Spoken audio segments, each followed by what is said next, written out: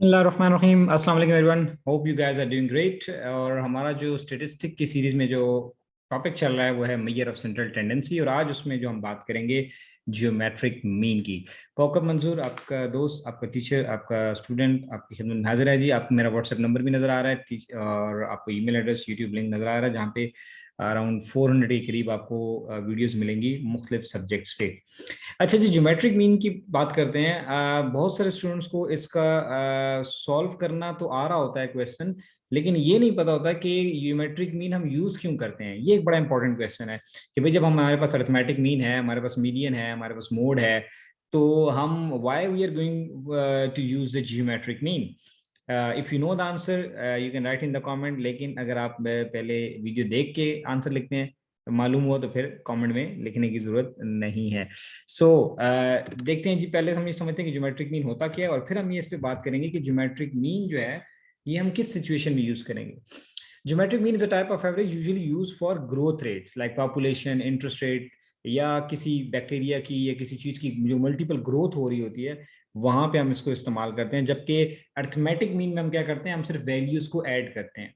देखिए, arithmetic mean में हमने बात की थी कि हम क्या कर रहे हैं जी। लेट सपोज हमारे पास फिगर है 2, 3 एंड 4, तो इसकी हमने एवरेज निकालनी है अर्थमेटिक मीन। तो हम क्या करेंगे, 2, 3, 4 को जमा कर लेंगे और कितने डिजिट्स हैं, 3 डिजिट्स हैं, तो हम इनको 3 पे डिवाइड कर देंगे तो हमारे पास अर्थमेटिक मीन आ जाएगा। लेकिन अगर हमारे पास ग्रोथ रेट्स हैं कि जी कोई चीज 2% ग्रो कर रही है, कोई 5% ग्रो कर रही है, कोई 8% ग्रो कर रही है, तो फिर हम कैसे उस पर फिर हमारा जो अर्थमेटिक मीन है वो हमें सही आंसर नहीं देगा। सो क्या करते हैं, it is the average growth of investment computed by multiplying n variables and then taking the nth root. तो हम उनको जितने भी वैल्यूज होती हैं हम उनको मल्टीप्लाई करके फिर उनका उतनी ही वैल्यू से रूट यानी उसके रूट निकालते हैं। अगर 5 हैं तो 5 1/5 हो जाएगा, 6 वैल्यूज हैं तो 1/6 हो जाएगा, वगैरह वगैरह। ठीक है। तो फाइनेंस के अंदर, मेडिकल के अंदर, बहुत सारे एरियाज के अंदर इसका बहुत ज्यादा यूज है। अब हम उस क्वेश्चन पे आ रहे हैं कि जी क्यों हम इसको जियोमेट्रिक मीन को यूज करते हैं।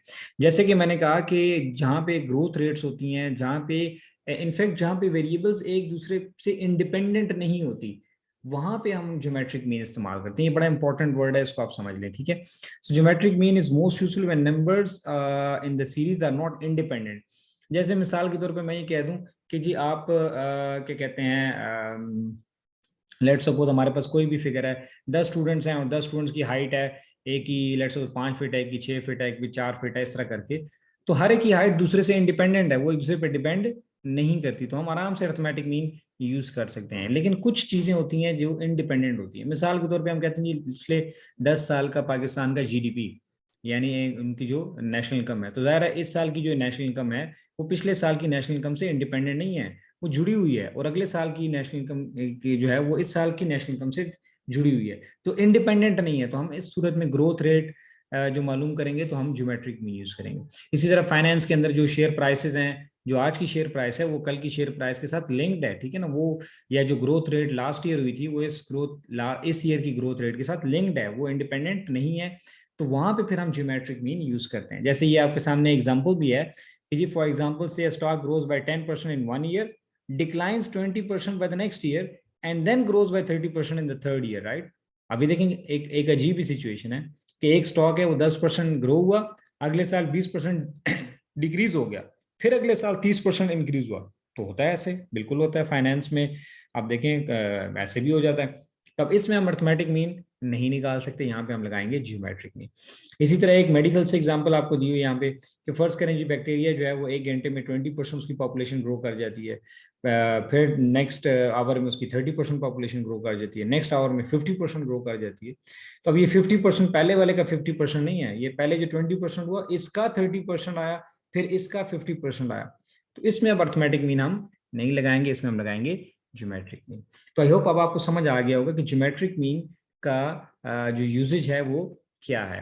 तो सिंपल, जब हमारे पास नंबर्स होते हैं और वो वैल्यूज इंडिपेंडेंट हो तो वहां पे हम अर्थमेटिक मीन लगाते हैं, और जब हमारे पास वैल्यूज इंडिपेंडेंट नहीं है सीरीज के अंदर, जैसे मैंने कहा कि 10 साल का जीडीपी या 10 साल का एनुअल ग्रोथ रेट या शेयर प्राइसेस वगैरह वगैरह, तो वो फिर हमारे सारे वैल्यूज हैं वो एक दूसरे से लिंक्ड होते हैं, इसीलिए हम वहाँ पे ज्योमेट्रिक मीन यूज करते हैं। आई होप कि अभी अगर आपसे इंटरव्यू में वाइवा में कोई भी पूछे तो आप आराम से उसको जवाब दे सकते हैं। कैलकुलेशन, अच्छा nth रूट कैलकुलेट करना जरा मुश्किल होता है कि एक एक को जाके मल्टीप्लाई करें, फिर उसके उतने नंबर्स का स्क्वायर रूट निकालें और फिर उसकी वैल्यूज को फाइंड आउट करें। तो इसका एक आसान तरीका बुक्स में भी है, आपने देखा होगा कि G anti log of the log of x, तो जितनी वैल्यूज हैं उनका लॉग ले लें और उन वैल्यूज को डिवाइड कर लेंगे, जो वैल्यू आ जाएगी उसका एंटी लॉग ले लेंगे तो हमारे पास आंसर आ जाएगा। सो ये कंपैरेटिवली बड़ा आसान तरीका है ज्योमेट्रिक मीन कैलकुलेट करने का।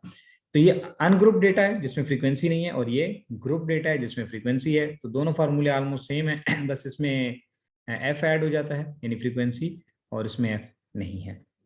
दोनों पे एक एक सवाल हल कर लेते हैं, देख लेते हैं कि कैसे होता है।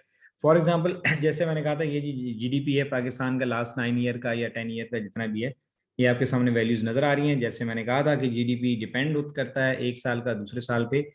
लेट सपोज इस साल में अगर जैसे कि भी देखें आजकल पॉलिटिकल इंस्टेबिलिटी है, तो ये सारी चीज़ें इफेक्ट कर रही हैं जो भी प्रोडक्शन हो रही है। ये अगले साल में जाके हम इसका जीडीपी जब कैलकुलेट करेंगे तो ऑब्वियसली इस साल का जो जीडीपी जो इफेक्टिविटीज़ हैं उसको इफेक्ट कर रही हैं, तो ये इंडिपेंडेंट नहीं है। तो अब हम इसका एवरेज कैसे निकालेंगे? वेरी सिंपल, हमारे पास फार्मूला क्या है? Anti log of summation log of x. तो ये सारी हमारे पास एक्स है, वैल्यूज हैं, यानी जीडीपी 9 साल का, हर एक का लॉग ले लिया। कैलकुलेटर में आसानी से होता है, एक बटन दबाएं आपको लॉग मिल जाता है। सबका लॉग लेकर इसको प्लस कर लेंगे, ठीक है। और जो वैल्यू आ गई, क्या आ गई? 10.766। टोटल कितनी ऑब्जर्वेशन है? 9, यानी एन हमारा 9 है। इसको डिवाइड कर लिया तो 1.19 आ गया, और जब इसका एंटी लॉग ले लेंगे तो हमारे पास आ गया 15। तो गोया हम ये कह सकते हैं कि पाकिस्तान के पिछले 9 सालों का जो जीडीपी है उसका एवरेज वो निकल के आ रहा है, वो है 15.704 बिलियन डॉलर्स, ठीक है। ये कोई रियल जीडीपी नहीं है, मैंने हाइपोथेटिकल डेटा लिया हुआ, ठीक है। So this is how you can interpret it. ठीक है जी, आसान है, आई एम श्योर इसमें आपको कोई इतनी दुश्वारी नहीं होगी। इसी तरह का एक सवाल अब आपके सामने है, ये सवाल आप जो है इसको खुद सॉल्व कर लें। मुख्तलिफ परसेंटेजेस हैं मार्क्स की। हाँ, आपके कोर्स से ज़्यादा स्टडी करते हैं तो हर एक सब्जेक्ट उसके से डिपेंड कर रहा होता है। जैसे कि लेट सपोज आपको स्टैट्स आ रही है तो आपको इकोनॉमिक्स में हेल्प हो रही है, इकोनॉमिक्स आ रही है तो माइक्रो आ रही है तो माइक्रो पे हेल्प हो रही है, ठीक है। तो वो आपके जो स्टडी आवर्स भी उसी तरह डिवाइड हुए होते हैं। तो ये परसेंटेजेस हैं मुख्तलिफ सब्जेक्ट्स की।